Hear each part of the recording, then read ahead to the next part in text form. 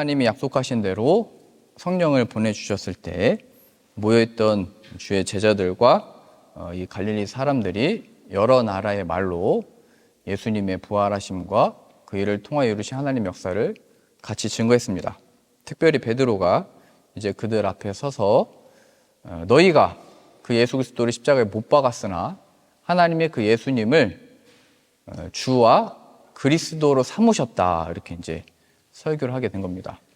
그때 뭐 수십만 명에 모였던 그 유대인들이 또 각 나라에 흩어져 있던 사람들이 다 모였던 그 오순절날 그 설교를 듣고 이제 마음이 찔렸습니다. 그 전까지만 해도 이 유대인들이 그 예수님을 십자가에 못 박으라 이렇게 외쳤었습니다. 특별히 대제사장과 장로들과 서기관들이 다 그 권위를 가진 사람들이 그 예수는 그리스도가 아니다, 늘 얘기했잖아요. 무슨 나사렛에서 선한 게 나오겠냐, 그의 아버지가 목수 아니냐, 거기서 무슨 우리를 구원할 자가 나오겠느냐, 비방과 조롱과 말도 안 된다, 뭐 이런 얘기를 계속 했던 겁니다. 그러니까 이 일반적인 사람들은 이 권위자들의 말을 듣고 그걸 또 옳게 여겼겠죠. 그게 권위자니까요. 그래서 많은 사람들이, 이 대제사장들과 여기에 옹호한 사람들이 예수 그리스도를 십자가에 못 박으라고 외쳤습니다. 그들이 실제로 예수 그리스도를 십자가에 못 박으라 한 일이 그대로 실현돼서 빌라도의 그 손을 이용해서 예수 그리스도를 십자가에 못 박아 버렸습니다. 그러니까 계속 이것은 자신들이 옳은 일을 했다라고 생각을 했고, 그 예수라고 하는 사람이 십자가에 죽는 것은 마땅하다라고 생각을 했습니다. 근데 갑자기 베드로의 이 짧은 이 설교를 통해서 사람들이 돌이킴을 받습니다. 전에는 자신의 생각이 달랐거든요. 전에는 예수님의 그 죽음을 마땅히 여겼거든요. 근데 이상하게 베드로의 설교를 듣고는 그 말을 옳게 여기고 자신의 마음이 찔렸습니다. 지금 이 사도 베드로는 성령을 받고 그 권위로서 설교를 하게 됐던 것이고, 유대인들이 이 예수는 십자가에 못 박는 게 맞다라고 생각했는데 성령의 권위로 그 말을 했을 때, 너희가 이 예수를 십자가에 못 박았다 라는 그 말을 했을 때 이 말이 그들의 가지고 있던 생각과 이 판단과 결정에 대해서 찔림을 줘버린 겁니다. 그럼 이 성령의 역사가 무엇을 나타낸 것이냐라고 했을 때 하나님의 영광이 그 순간에 우리에게 나타났기 때문에 그런 겁니다. 우리의 완고한 마음과 딱딱한 마음과 굳은 마음과 이 세상의 교육이든 내 어떤 지성이든 내 인격이든 뭐든 상관없이 이 돌처럼 하나님께 대해서 딱딱하게 굳어진 나에게 하나님의 영광의 빛이 비추셨기 때문에 그 순간에 우리 마음에 이 찔림이 있던 겁니다. 그래서 이 찔림, 이게 없으면 양심이 죽었다고 성경은 표현되어 있거든요. 이 영이 죽어있는 사람들은 이걸 또 아무리 들어도, 성령의 충만함을 받은 사람들의 말을 들어도 이 양심에 어떤 찔림이 없는 겁니다. 이 설교의 말씀을 들어도 하나님의 역사가 똑같은 사람이 앉아있는 사람에게 전했는데 어떤 사람은 그게 찔림으로 오고 어떤 사람은 들리지 않는 겁니다. 그게 예수님이 하셨던 비유잖아요.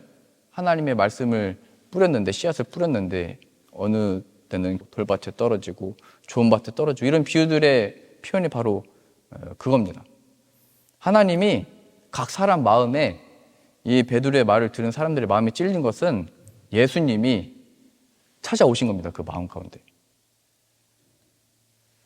어둠 가운데 빛이 빛이라 말씀하셨던 그 창조의 역사가 예수 그리스도에 있는 하나님의 영광을 아는 빛을, 누구든지 하나님을 본 사람이 없으나 예수님은 하나님의 형상이라고 그랬거든요. 그 예수 그리스도에 있는 하나님의 영광을 아는 빛을 우리의 마음 가운데 비춰줬을 때, 그때가 바로 마음이 찔림이 오는 겁니다. 이게 갑자기 우리가 알고 있던 말씀인데 다시 들을 때 어느 순간인가 막 찔리잖아요. 내가 알고 있던 내용인데 어느 순간인가 들을 때 그게 막 내 마음에 화살이 꽂히는 것처럼 다가올 때가 있습니다. 하나님의 말씀이 전에도 알고 있었던 말씀인데 어렸을 때 들었던 말씀이 어느 순간 내 마음에 확 들어올 때가 있습니다. 그게 예수님이 하시는 역사인 거예요. 우리에게 찾아오신 겁니다. 마치 사울이 살기가 등등하여 하나님의 열심을 가지고 믿는 자들을 박해할 때 예수님이 그에게 찾아오셨듯이 예수님이 우리의 마음 가운데 찾아오신 겁니다. 마음의 찔림. 그래서 마음의 찔림이 없다는 것은 우리의 영이 죽어 있다는 상태고, 아무리 이 하나님의 말씀을 들어도 어떤 마음에 이 찔림이 없다는 것은 다 속고 있는 겁니다. 이건 지성과 무슨 지식과 무슨 내 IQ의 문제가 아니고 예수 그리스도가 우리 마음 가운데 찾아오실 때 일어나는 역사이기 때문에 우리가 어떻게 스스로 만들 수도 없고 제가 여러분들에게 줄 수도 없는 겁니다. 경외하는 마음으로 하나님이 역사해 주십시오. 이 시간에 이 설교자 입술을 통해서 던져지는 말씀을 통해서 역사해 주시고 이 말씀을 듣는 우리가 하나님의 영광 앞에 드러나길 원하오니 예수 그리스도의 얼굴에 있는 하나님의 영광을 아는 빛을 우리 마음 가운데 비춰주십시오. 이 경외함으로 나와야 되는 겁니다. 말씀 앞에 늘. 그 자리에서 이 마음의 찔림을 받은 사람들, 예수님이 찾아오셨다 이 말입니다. 성경에서 구약 성경에 하나님을 알라라는 표현이 많이 있습니다. 하나님을 아는 것은 단순히 어렸을 때부터 배우고 성경을 공부하고 알았던 하나님이 아니고 이 하나님이 실제로 우리 앞에 이 말씀으로 나타나신 역사, 예수 그리스도가 우리 앞에 나타났다는 것을 발견하는 겁니다. 예수님이 기도를 가르치셨잖아요. 하늘에 계신 우리 아버지요, 이름이 거룩히 여김을 받으시오며. 그 하나님이 우리가 기도할 때 우리의 기도를 들으시는 그 하나님이 우리 앞에 계시다는 것을 기억해야 됩니다. 이건 주문도 아니고 공식도 아니고 무슨 방식도 아니고 실제로 기도를 우리의 아버지 되시는 하나님께서 듣는다는 것. 우리가 여기 기도의 자리 쓸 때마다 이 앞에 하나님이 계시다는 것. 예배 자리 나왔을 때마다 그 하나님이 앞에 계시다는 것.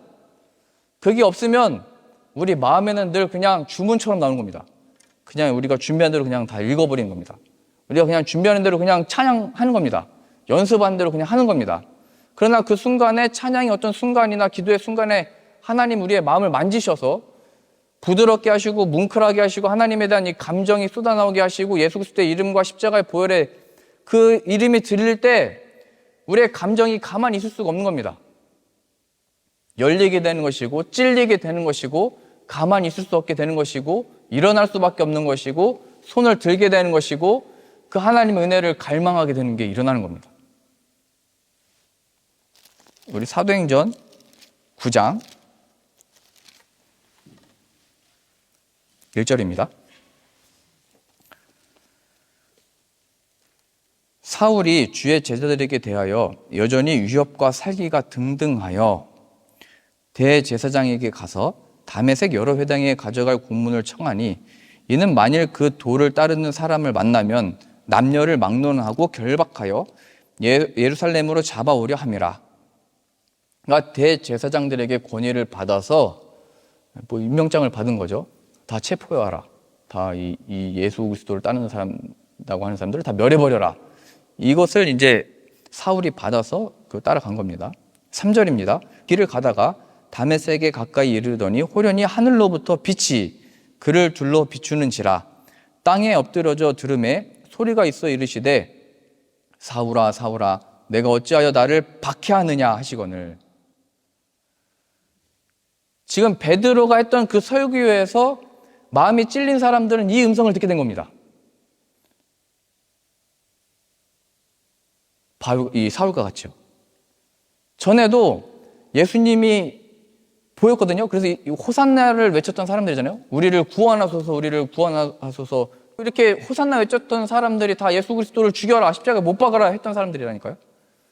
예수님이 실제로 눈앞에 봤고 예수님의 이 산상수훈의 교훈도 실제로 들었고 예수님이 베푸시는 못 보는 자를 보게 하는 것도 보고 죽은 나사로가 살려난 것도 다 그 기적도 받고 오병이의 기적을 행해서 물고기 2마리와 보리떡 5개에 그 먹고 다 마셨던 사람들이 예수님을 죽여라고 다 했던 거예요.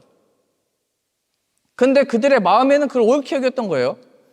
그런데 그게 어떤 이 역사가 있어야 되는 거냐면 성은아 성은아 내가 어찌하여 나를 박해하느냐. 이 마음에 찔림이 있어야 된다는 거예요.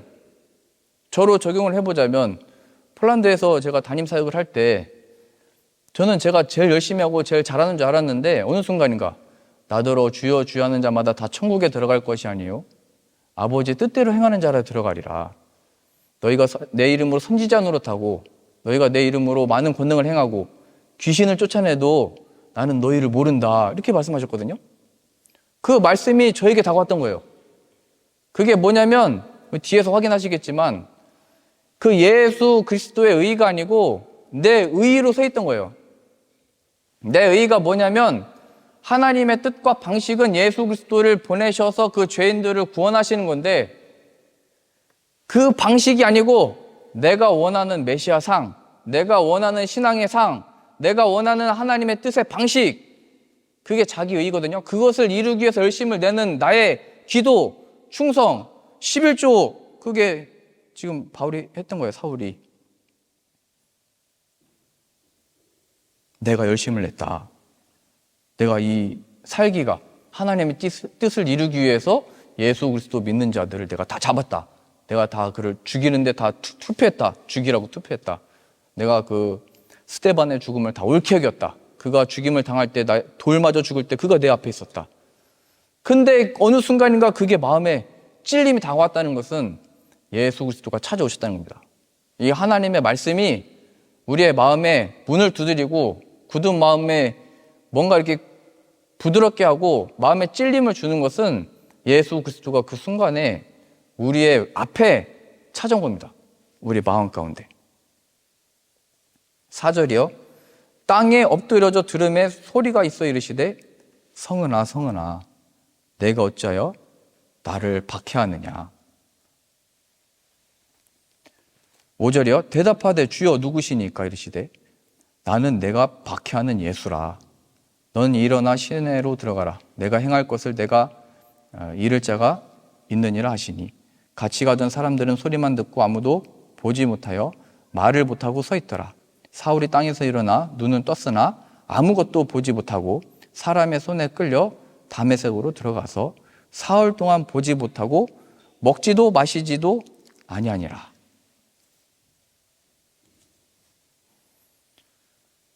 하나님께서 사울이 봤던, 판단했던 그의 시력, 생각, 모든 것을 다 멈춰버리시고 예수 그리스도의 음성만 듣고 그 찔림 앞에 3일 동안의 시간을 두신 겁니다. 그러니까 신앙과 이 믿음에 이 찔림이 있어야 되는 겁니다. 이 예수님의 이 찾아오심이 있어야 되는 겁니다.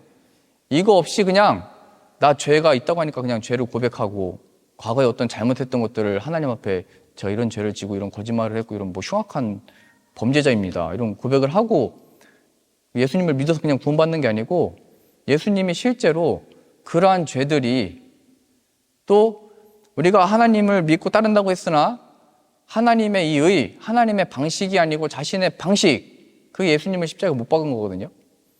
이런 메시아는 아니다. 이런 방식은 아니다. 이런 건 아니다. 그것들 앞에 찔림을 받는 겁니다. 나의 이 죄가 예수 그리스도를 죽인 거구나. 이 죄 때문에 예수 그리스도가 오신 거구나. 이 죄인을 살리시려고 예수님을 보내신 거구나. 이걸 깨닫게 되는 겁니다. 사도행전 22장입니다.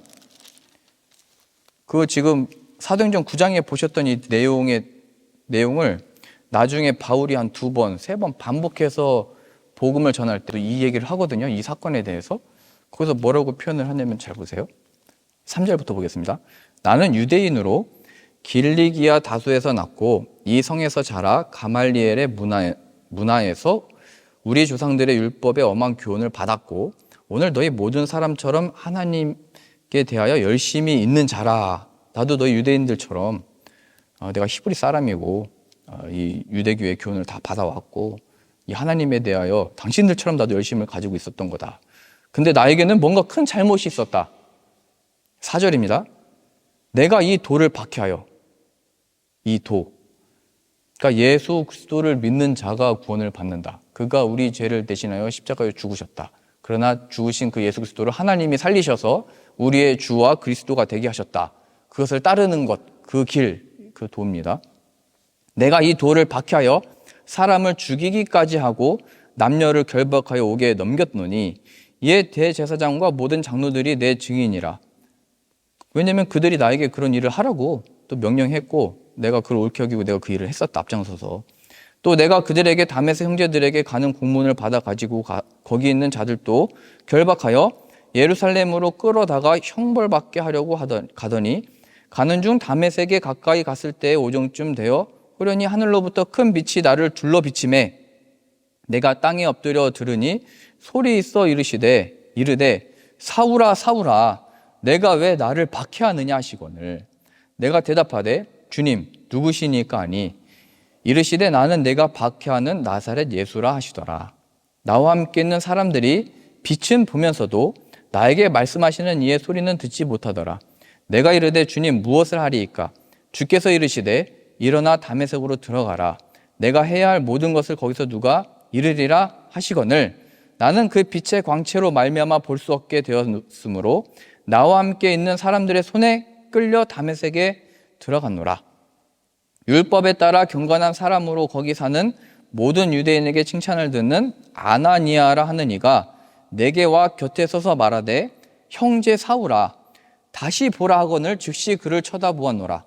그가 또 이르되 우리 조상들의 하나님이 너를 택하여 너로 하여금 자기 뜻을 알게 하시며 그 의인을 보게 하시고 그 입에서 나오는 음성을 듣게 하셨으니 하나님께서 지금 너에게 하신 일이다. 그건 예수 그리스도의 음성을 듣게 하신 것이고 그가 너에게 나타나도록 하나님이 하신 것이다. 너를 택하셨다.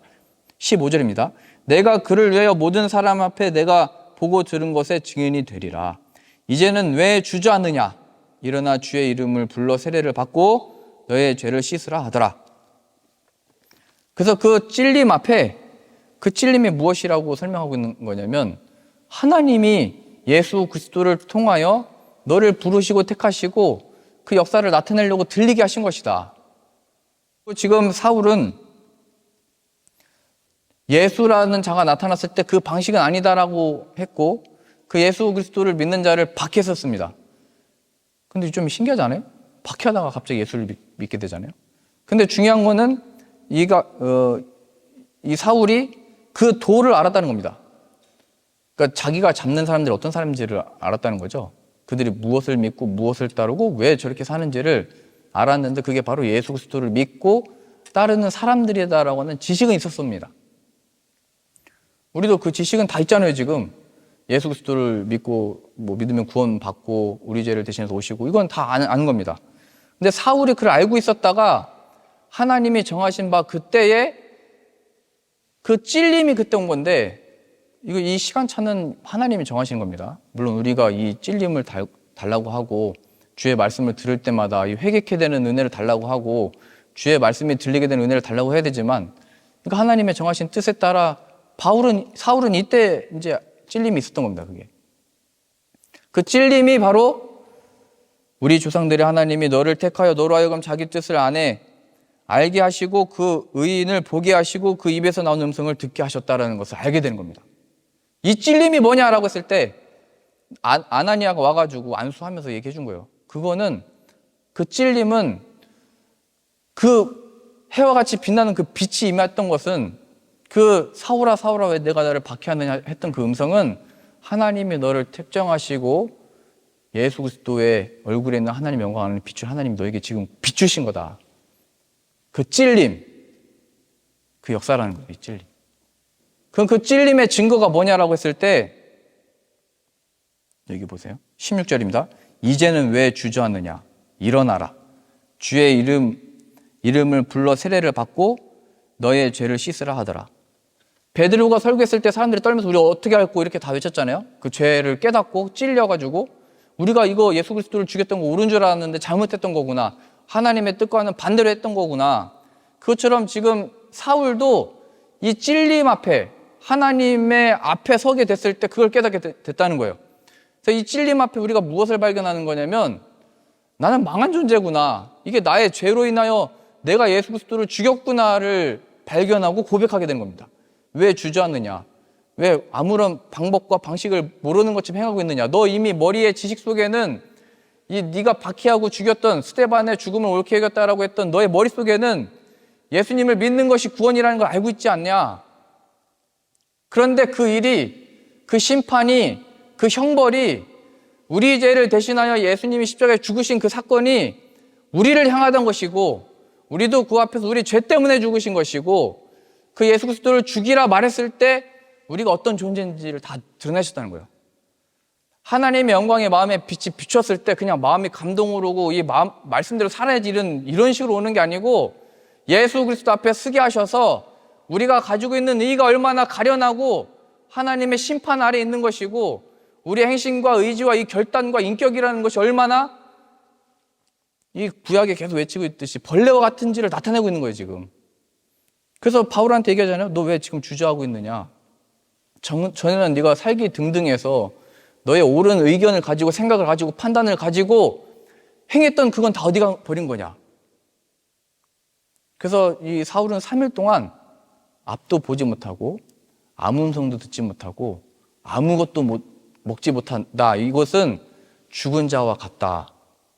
이걸 보여주는 겁니다. 하나님의 찔림 앞에 우리가 해야 되는 거는 그 앞에서 자존심을 버리고 그 찔림 앞에 내가 할 수 있다 이러는 게 아니고 이거 뭔가 나의 방식으로 서 있었던 거구나를 깨달아야 된다는 거예요. 베드로도 지금 이렇게 설교하는 이유가 지금까지 예수님을 따른다고 믿는다고 하면서 내가 주님 죽는 데까지 따라가겠다 하고서 그의 십자가의 죽으심 앞에 그냥 좌절해버렸잖아요. 자신의 방식과 자신의 뜻으로 하려고 했었잖아요. 베드로 스스로가 그렇게 설교했던 거예요. 너희가 죽인 이 예수를, 우리가 죽인 이 예수를, 우리가 지키지 못한 이 예수를, 우리 죄로 인하여 십자가에 못 박은 이 예수를 하나님이 살리셨다. 베드로의 이 찔림은 이미 예수님이 잡혀가시고 그 불 지핀 그 앞에서 옆에 사람이 와가지고 이 사람은, 이 베드로는 예수님과 함께 있었던 그의 제자 아니냐라고 했을 때 부인하잖아요, 예수님을. 이 베드로는 이미 예수님 십자가에 죽기 전에 이미 마음이 찢어지고 괴로웠습니다. 3번이나 그렇게 부인했잖아요. 난 저 예수 모른다. 근데 예수님이 이런 찔림과 이런 과거의 어떤 역사들을 허락하신 이유는 지금 사울도 지금 이런 설교를 2번, 3번 반복해서 하거든요. 로마까지 가서 하거든요. 왜 그러냐면 이게 하나님은 날 찾겠다, 날 사랑한다, 난 태초부터 무슨 사랑을 받아서 구원받았다 이렇게 간증하려고 준 게 아니고 하나님의 의 앞에 우리의 의는 아무것도 아니고 오히려 나의 열심은 하나님의 뜻과 방식을 다 가리고 있었던 존재고 우리의 힘과 번영과 유대인의 이 로마를 무찌르는 힘으로 우리는 하나님을 간증하고 싶었었는데 그게 아무것도 아니었다. 우리의 자만이었다. 하나님의 뜻을 거부했다. 하나님의 뜻을 거부한 증거가 바로 예수 그리스도를 십자가에 못 박으라고 외쳤던 우리들의 외침이었다. 베드로도 그렇게 고백하는 것이고 사울도 그렇게 고백하는 겁니다. 그 하나님이 이것을 왜 이렇게 우리의 연약함과 이 죄성을 다 드러내게 하셔서 간증하게 하시냐면 그래서 예수 그리스도가 필요하다는 것을 나타내는 겁니다. 우리가 이 찔림과 이 예수 그리스도가 없으면 예수님의 필요성을 우리는 전혀 모르는 겁니다. 우리의 삶에서 부닥치고 괴롭고 어렵고 무슨 환난이고 박해고 이게 다 예수 그리스도가 필요하다는 것을 알게 하시는 것이고 하나님이 그때 나타나시면 그 찔림이 주는 겁니다. 내가 예수님이 아니고 내 힘으로 하려고 했던 거구나. 그걸 깨닫게 되는 거예요. 그 예수 그리스도 없으면 그냥 여기서 망한 존재구나를 고백하게 하는 거예요. 그런 삶을 허락하셔서 이 예수님을 마음에 찔림을 주셔서 하나님의 예수 그리스도의 얼굴에 있는 하나님의 영광 안에 빛을 우리에게 비추시는 거예요. 그 찔림이. 하나님의 성령이 이미 역사하고 있는 거예요. 그때가. 그럼 그때 베드로가 하고 있는 것처럼 복음을 이제 얘기하는 거죠. 지금 아나니아가 얘기하고 있는 것처럼 너 왜 주저하고 있느냐? 왜 죽은 자처럼 가만히 있느냐 지금. 주의 이름을 불러 세례를 받고 너의 죄를 씻으라. 그래서 예수님만 자랑이 되고 예수님이 하나님의 지혜라고 간증하게 되는 것이고 예수님이 내 삶의 능력이라고 이렇게 고백하게 되는 거예요. 근데 제가 이렇게 독일 와보니까요. 여기 와서 이제 여기 1세대 분들하고 계속 만나보니까 다 열심히 살아오셨고 다 공부도 많이 해오셨고 인정도 받아왔고 나름대로 삶에 대해서 많은 그 애착을 가지고 열심히 살아오신 분들입니다. 그러면 우리들이 이 예수님을 필요하려면 이 마음의 찔림이 있어야 되거든요. 그럼 그 마음의 찔림이 이 초대교회 때는 다 베드로처럼 다 못 배우고 부족하고 돈이 없고 이런 사람들이 많이 믿었는데 근데 그 사람들이 전한 복음을 듣고 이 많은 사람들이 교회로 들어오게 됐잖아요. 회개하고 돌아오게 됐잖아요. 약한 자를 택해서 내가 강한 자를 부끄럽게 하겠다. 이 세상에 빌라도나 로마의 황제를 택한 게 아니고 내가 이 베드로를 택해서 나를 박해하는 자를 택해서 내가 나의 역사를 이루겠다라고 하는 역사에 있어서 똑같은 겁니다. 우리도 지식이 있든지 없든지 예수님에 대해서 얼마나 배웠든지 아니든지 상관없이 이 마음의 찔림, 하나님을 이 아는 지식, 하나님이 나에게 찾아온 이 교제, 예수 그리스도가 내 안에 찾아오셔서 이 마음에 주는 이 찔림, 이건 살아있는 신앙입니다. 살아있는 기도고 살아있는 찬양이고 살아있는 설교가 되는 겁니다. 우리들에게 삶에서 우리가 고난받고 박해받고 신앙과 믿음의 이 기도가 통하지 않는 이유는 하나님의 방식이 아니고 내 방식과 지금까지 배웠던 것들로 인해서 형식화가 되고 법칙화가 되고 그냥 날 지키는 것이 다 된 겁니다. 이게. 지금 베드로 앞에 이 설교를 들었던 사람들이 안식일마다 주님 앞에 나오고 안식일마다 하나님 앞에 나와서 그 말씀을 듣고 안식일마다 이사야의 그 예언서를 다 같이 들었다고요. 근데 그 사람들이 변화를 계속 받지 못했는데 베드로가 이 성령을 받아서 설교할 때 마음에 찔림이 왔다. 하나님이 그에게 찾아오신 겁니다. 그때. 우리들의 삶의 예배 자리에 기도의 순간에 내 무슨 기도의 방식이 잘못됐나? 예배 형식이 잘못됐나? 내가 삶에서 뭔가를 잘못해서 그런 건가? 그게 아닙니다. 이미 하나님은 우리의 모든 기도의 응답을 다 이미 내주셨습니다.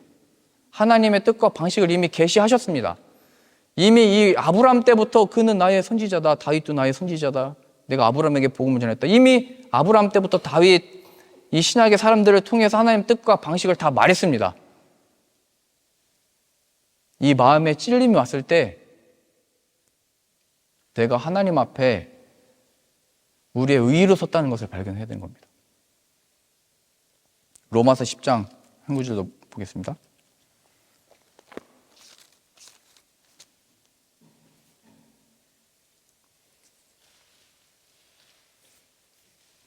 이렇게 변화를 받았던 사울이 이제 바울이라는 이름 썼을 때 이제 로마에 이 편지를 썼습니다. 로마서 10장입니다. 형제들아, 내 마음에 원하는 바와 하나님께 구하는 바는 이스라엘을 위함이니 곧 그들로 구원을 받게 함이라. 내가 증언하노니 그들이 하나님께 열심히 있으나 올바른 지식을 따른 것이 아니니라. 나도 이스라엘 사람으로 그 율법을 다 지키고 행하고 배워왔는데 그거 올바른 지식이 아니었다. 그러니까 우리 자녀들한테 너 이렇게 해야 된다. 이거 이렇게 해야 된다. 이렇게 하면 나쁜 거다. 이거 이렇게 하면은 뭐 안 좋은 거다. 하나님이 원하지 않는 거다. 이거 가르치는 것도 있어야 되겠지만 그거 왜 하는지에 대한 설명이 있어야 되는 겁니다. 안 그러면 이런 사울 같았던 존재를 만드는 거래요. 바리새인 같은 사람들을 만드는 거래요. 이렇게 똑바르고 바르게 착한 사람들이 늘 하는 게 뭐냐면 나와서 정죄하거든요. 왜냐면 나는 똑바로 행하고 난 정직하게 행하고 바르게 행하고 하는데 저 사람은 속여서 돈을 벌고 저 사람은 저렇게 그 머리 써가지고 이렇게 막 살아남고 나는 이렇게 손해보는 것 같고 그게 사업이든 일이든 어디서든 다 이게 펼쳐지는 거잖아요. 그래서 이 바리새인적인 이 신앙과 믿음을 가진 사람들은 사울처럼 늘 정죄하고 다니는 거죠. 마음에. 예배 자리에 나와서도 그렇다니까요. 나는 나왔는데 그 사람이 나오지도 않고 기도하자고 했더니 그 사람은 하지도 않고 나중에 어떻게 얘기하냐면 너 기도 안 해서 그렇다고 너 예배 안 들어서 그렇다고 뭐 이런 식으로 정죄를 합니다. 그것 때문에 그런 게 아니래요. 바울도 그러한 측면에서 다 깔보고 무시하고 예수 그리스도를 십자가에 못 박았던 그걸 믿는 사람들을 그냥 저게 무슨 우리의 신앙이냐 하면서 다 그냥 죽여버리려고 했던 겁니다. 내가 증언하노니 그들이 하나님께 열심히 있었으나 올바른 지식을 따른 것이 아니다. 그 하나님의 지식은 이 하나님을 아는 겁니다. 그 하나님의 마음에 찔림을 받는 겁니다. 하나님이 우리의 마음에 빛을 비추셔서 예수 그리스도 안에 있는 하나님의 형상을 발견하는 겁니다. 그래서 찔리게 됐던 거예요. 이 말씀을 듣고 그래서 내가 뭔가 지금까지 잘못 알고 있었고 내가 이 예수 그리스도 없으면 망한 존재라는 것을 그때 발견하게 되는 거예요.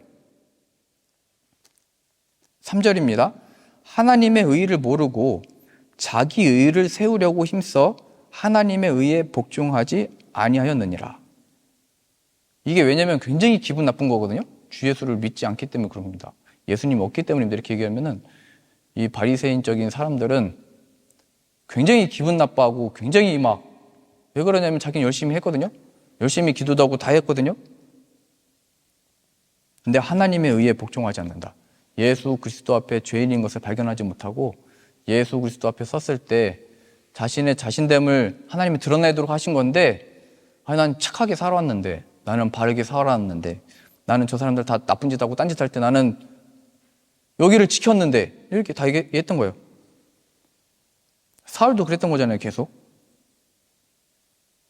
4절입니다. 그리스도는 모든 믿는 자에게 의를 이루기 위하여 율법의 마침이 되시니라. 5절입니다.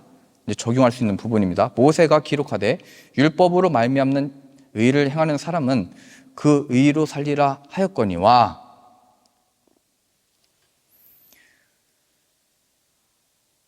율법으로 너 이렇게 살아가야 된다, 저렇게 살아가야 된다. 그래서 예수님은 그래서 얘기한 거예요. 행실로 간음한 것만이 간음한 게 아니고 내 마음의 음욕을 품고 간음한 자마다 간음을 행한 거다. 그 돌로 쳐맞아 죽어야 되는 거다. 이게 했던 겁니다.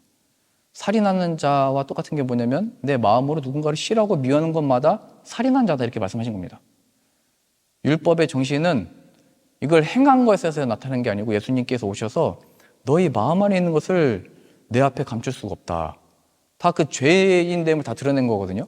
그럼 내가 마음으로서 이거 없애주게 해주시고 마음으로 사랑하게 해주십시오, 이렇게 해서 구원을 받는 게 아니고 그런 존재라는 것을 확인케 하셔서 6절입니다. 믿음으로 말미암는 의인은 이같이 말하되 내 마음에 누가 하늘에 올라가겠느냐 하지 말라 하니, 올라가겠느냐 함은 그리스도를 모셔 내리는 것이요, 혹 누가 무저강에 내려가겠느냐 하지 말라 하니 내려가겠다 함은 그리스도를 죽은 자 가운데서 모셔 올리려는 것이라. 이 말은 뭐냐면 예수 그리스도를 필요 없게 만들고 내가 하늘까지 올라가서 별을 따와서 당신에게 줄게, 뭐 이렇게 됐다는 거예요.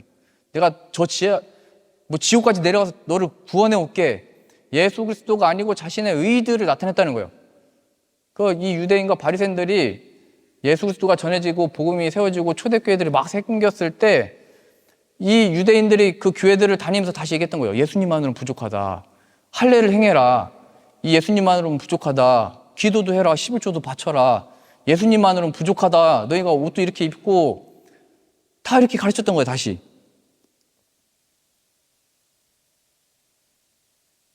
이제 보세요. 8절이요. 그러면 무엇을 말하느냐? 말씀이 내게 가까워 내 입에 있으며 내 마음에 있다 하였으니. 이거 신명기에 있는 그 표현이거든요. 이 진리를 찾기 위해서 우리가 무슨 높은 산에 올라갈 필요도 없고 바다를 건너갈 필요도 없고 하늘 어디 우주선을 타고 달까지 갈 필요가 없다. 이게 어디 있냐면 너희 입술에 있고 너희 마음에 있다. 이게 마음에 찔림을 주신다, 이 얘기입니다. 하나님이 너의 마음 가운데 찾아오신다, 이겁니다. 하나님이 우리와 같은 육신을 입고 이 땅에 찾아오셨다 말씀하시는 겁니다. 하나님이 우리 가운데 보내셨는데 뭘 어디를 찾아간다고 그러냐 자꾸 이렇게 얘기하는 겁니다. 그래서 베드로가 설교했을 때 그 진리가 그들의 마음 가운데 찾아왔기 때문에 찔렸던 것이고, 사울이 이제 이 설교를 할 때 사람들이 마음에 찔림으로 다가왔던 겁니다. 8절이요. 그러면 무엇을 말하느냐? 말씀이 내게 가까워 내 입에 있으며 내 마음에 있다 하였으니 곧 우리가 전파하는 믿음의 말씀이라. 9절이요. 이렇게 해서 우리가 전도할 때 쓰는 이 표현이 나오는 겁니다. 내가 만일 내 입으로 예수를 주로 시인하며 또 하나님께서 그를 죽은 자 가운데서 살리신 것을 내 마음에 믿으면 구원을 받으리라. 사람이 마음으로 믿어 의에 이르고 입으로 시인하여 구원에 이르느니라. 이 마음에 찔림이 왔을 때 그 마음으로 그것을 이제 믿고 입으로 시인하여 구원에 이른다. 성경에 이르되 누구든지 그를 믿는 자는 부끄러움을 당하지 아니하리라 하니 유대인이나 헬라인이나 차별이 없음이라. 한 분이신 주께서 모든 사람의 주가 되사 그를 부르는 모든 사람에게 부유하시도다. 누구든지 주의 이름을 부르는 자는 구원을 받으리라. 여기 두 가지 똑같이 표현되어 있습니다. 아까 그 베드로가 표현했던 것처럼 너희는 예수 그리스도를 십자가에 못 박았으나 하나님은 그를 주와 그리스도가 되게 하셨다. 여기도 똑같이 하나님이 그를 모든 사람의 주가 되게 하사 누구든지 주의 이름을 부른 자는 구원을 받으리라. 주되심과 그의 구원자 되심을 우리 마음과 입술로 고백하게 하시는 겁니다. 그래서 하나님이 만드시는 열매와 역사와 기적은 이 신앙 고백을 하는 우리가 되는 겁니다.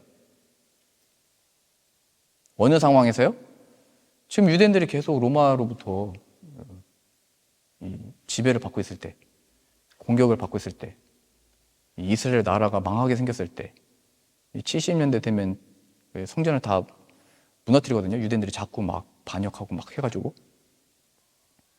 그 속에서 이 신앙의 고백들이 터져 나오는 겁니다. 그게 베드로였고 바울이었고 이 사람들이 되는 겁니다. 우리가 받는 고통과 괴로움과 이 어려움 속에 이것이 마음에 찔림을 와야 되는 겁니다. 내가 나의 방식으로 내 신앙생활을 영위하고 있었고 내가 나의 이 삶으로 하나님을 간증하고 싶었구나. 성령으로 거듭났을 때는 우리가 무슨 간증을 하냐면 야, 예수님이 나도 변화시키시고 하나님 우리에게 이런 것도 해주실 수 있다. 이걸 간증한다면 이제 이 성령의 세례를 받고 나서는 하나님의 인치심을 받고 나서는 성령의 이 역사를 경험하고 나서는 그 예수 그리스도가 방식이고 그 예수님이 나의 구원이십니다. 하나님이 예수님을 통하여 이 구원의 기쁜 소식을 나타냈습니다가 간증이 되는 겁니다.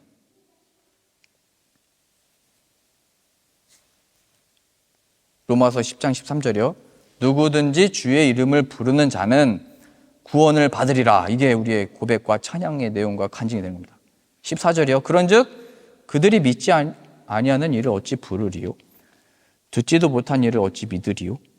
전파하는 자가 없이 어찌 들으리요? 보내심을 받지 아니하였으면 어찌 전파리요? 기록된 바 아름답도다 좋은 소식을 전하는 자들의 발이함과 같으니라. 17절이요. 그러므로 믿음은 들음에서 나며 들음은 그리스도의 말씀으로 말미암았느니라. 그래서 늘 하나님의 보내신 자 앞에 하나님이 보내셔서 하는 그 말씀을 늘 들어야 되는 겁니다. 그 말씀 속에 이 찔림, 하나님의 찾아오심을 경험해야 되는 겁니다. 이 찔림 없이 그냥 통과하는 건 없습니다. 이 찔림 없이는 내 죄가 뭔지도 모릅니다. 이 사람들이 다 외쳤듯이 나의 죄가 저 예수 그리스도를 십자가에 못 박았고 그 형벌이 나를 향하고 있었다는 것을 발견해야 되는 겁니다. 이거 없이 예수 그리스도를 안다 말할 수 없고 이거 없이 하나님을 안다고 말할 수 없는 겁니다. 사울도 알고 있었습니다. 예수라는 자가 십자가에 못 박혀 죽었다. 그가 부활했다는 것을 믿는 사람들이 있다. 이거는 지식으로 사울도 알고 있었습니다. 근데 그가 그 예수님의 증인 됐을 때는 그가 이 구원을 받았을 때는 이 마음에 찔림이 왔을 때입니다. 이 사울아 사울아 하는 이 음성을 들었을 때입니다. 내가 박해하는 예수라. 우리로 보자면 하나님 나에게 이 주어진 상황 가운데 하나님의 역사와 응답과 기도의 열매와 내 사역이었던 열매가 뭡니까? 나는 너의 열매와 기업과 상급을 이미 부어줬다. 그게 뭡니까? 누구든지 주의 이름을 부르는 자는 구원을 받으리라. 너는 이미 아름다운 기쁨의 승리의 소식을 들었다. 내 아들이 부활했다. 너는 너와 이 세상의 죄로 인해서 너는 예수를 내 아들을 십자가에 못 박았으나 내가 그를 너희의 주와 너희의 구원자로 내가 삼았다. 그거를 발견하는 눈과 그 마음이 복을 받은 겁니다. 그러니 문제는 우리의 상황과 전쟁과 기근과 이 자연 재해가 끊이지 않는 이 세상이 아니고 좋을 때는 뭐 우리의 신앙이 더 좋아지고 뭐 그런 게 아니잖아요. 이 상황 속에서 우리의 눈과 마음이 닫혀져 있는 겁니다. 그래서 늘 말씀의 자리로 나오시고 이 말씀을 들을 때 하나님 앞에 서 있다는 것을 기억하시고 사람들이 두려워하고 떨었잖아요. 하나님의 그 음성이 들릴 때 예수 그리스도께서 이 말씀을 그래서 말씀이 육신이 되어 오셨다고 표현되는 겁니다. 예수 그리스도가 우리 안에 찾아오실 때 여기서 들었던 말씀들이 여기에서 마음이 찔릴 수도 있고 집에 돌아가서 찔릴 수도 있고 10년 뒤에 찔릴 수도 있습니다. 사울처럼 예수 그리스도 없이 자신의 의로 살다가 나중에 찔릴 수도 있습니다. 문제는 그 찾아오신 예수님을 경험했는가? 내가 기도할 때마다 그 예수님에게 하고 있다는 것을 인식하고 있는가? 나의 삶에 나 혼자 이걸 신앙으로 어떻게 이겨내지? 나를 위해서 기도해주는 목사님이나 성도들이 있고 이런 거에서 위로를 얻을 게 아니고 예수님이 나에게 허락하신 이 삶의 일터에 이 괴로워하는 이 순간에 같이 함께하고 있다는 것을 알고 있는가?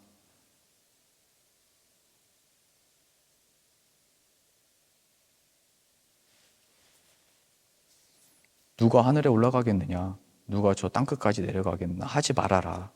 하나님이 예수님을 보내주셨다. 그러나 너희는 내 아들을 십자가에 못 박았다. 너희가 못 박았다. 이 말에 사람들의 마음이 찔렸던 것처럼 우리도 우리의 삶 가운데 예수 그리스도를 믿는다고 고백은 했지만 여전히 예수님께로 가지 않는 고집이 있습니다. 그 고집이 꺾이는 거는 평생 갈 수도 있는 겁니다. 야곱도 그 고집 부리다가 다친 거거든요. 천사가 씨름하잖아요. 아브라함도 그 거의 막 인생 말년까지 갔던 겁니다. 이삭을 바칠 그 순간까지. 이 시기를 어떻게 조절할 수 없습니다. 그러나 성경에서는 그것을 구하라라고 나와 있습니다. 우리가 아는 지식이 그냥 지식으로 끝나는 게 아니고 우리의 마음에 들어와 주십시오. 이 성령의 역사가 어두운 가운데 빛이 빛이라 하셨던 그 창조의 역사가 예수 그리스도의 얼굴에 있는 하나님의 영광하는 빛을 우리 마음에 비춰주십시오. 기도함으로 우리의 마음에 찔림이 있고 예수님의 이름을 믿음으로 참된 구원의 영광이 무엇인지 그 풍요함과 부유함이 무엇인지 이 땅 가운데 함께 간증하게 되는 저 여러분들 다 되실 수 있기를 바랍니다.